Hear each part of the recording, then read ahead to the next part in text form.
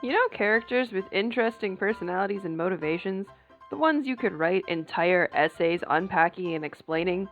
And you know how, in theory, characters like this should be your favorite? But then your brain goes full Chungus mode and decides that this other character is way better with zero explanation? Yeah, that. I like cars.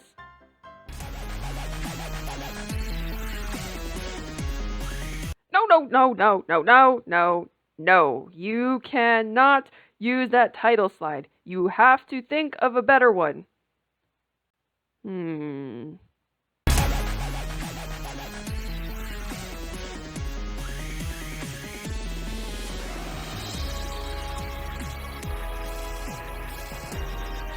If you asked me who my favorite JoJo villain was, I'd say Cars. But I couldn't think of a reason. So I kind of had a crisis.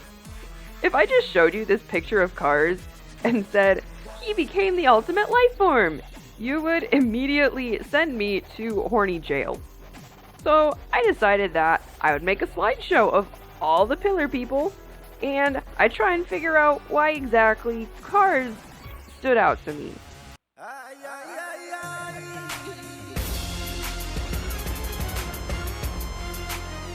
thought to myself, I should rewatch Battle Tendency before making this slideshow. And then I didn't.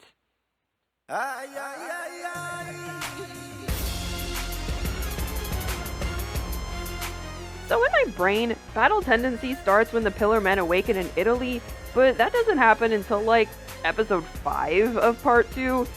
And so when I look and see something like this, then it all floods back. Oh yeah, there was a vampire in New York, and Joseph went to Mexico and found a German base, and oh yeah, Santana, he exists!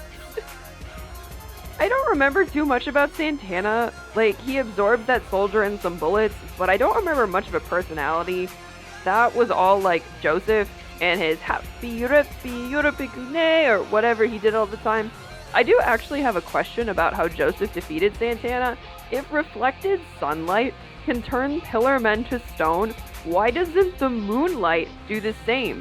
The moon just reflects sunlight. Why, Araki? Where is Santana now, Araki? What happens if he wakes back up, Araki? I'm gonna talk about AC/DC next. I guess this is the order of death. Rip, buddy. I remember not vibing with AC/DC either time I watched Battle Tendency. He was cruel and he hurt best girl Suzy Q, which is pretty unforgivable, honestly. But I will give him credit for not being afraid to show his emotions. Yeah, that's all I remember. Next is Wamu. Wamu should be my favorite pillar man. He has a warrior's code and enjoys challenging the strong. He has honor, and he fights fairly. His rivalry with Joseph ran so deeply that Joseph didn't drink the antidote that Caesar died for. And that's good stuff. I was sad when Wamu died. So why isn't he my favorite?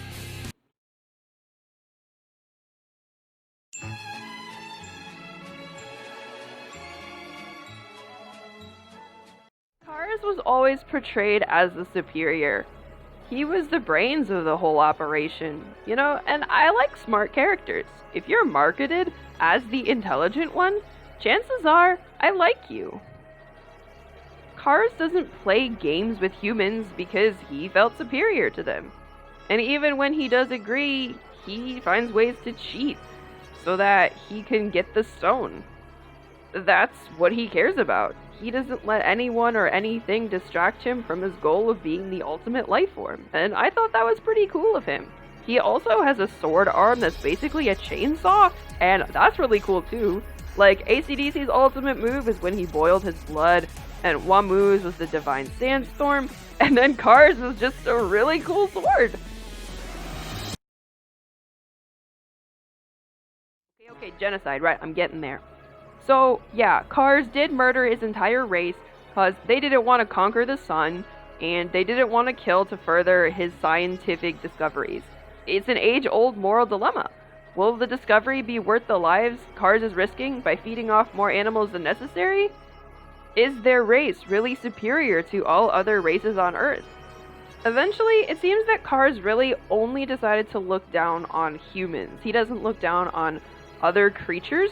I think that's a conscious choice, that he chooses to only feed off of humans because he doesn't like them and sees himself as totally superior to them, while he's fascinated by the rest of creation.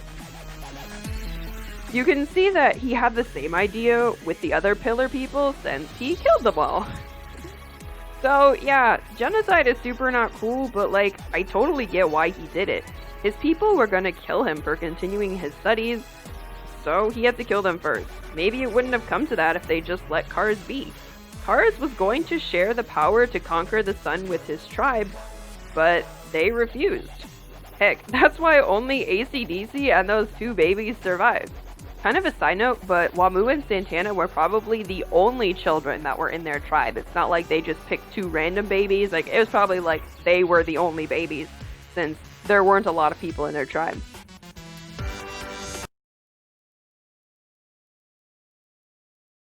Okay, so, like, intelligence is sexy, and his big brain and his research is the reason he committed genocide. So, his sexy big brain excuses his atrocities, okay? Okay, are you happy? Like, there. Now that title isn't clickbait anymore, and I actually addressed it. There. Anyway, I guess that's why Cars is my favorite. He's a genius who was shunned by his own people. He schemes to get what he wants. He has a chainsaw arm. He has cool hair. And he succeeded at becoming the ultimate life form. And hey, that's pretty awesome. But I know your final question. Would Cars still be my favorite if he looked like he does on the cover of his Jojonium volume? I don't have an answer for that. I think this is what I would have imagined Cars looking like if my only reference was the band.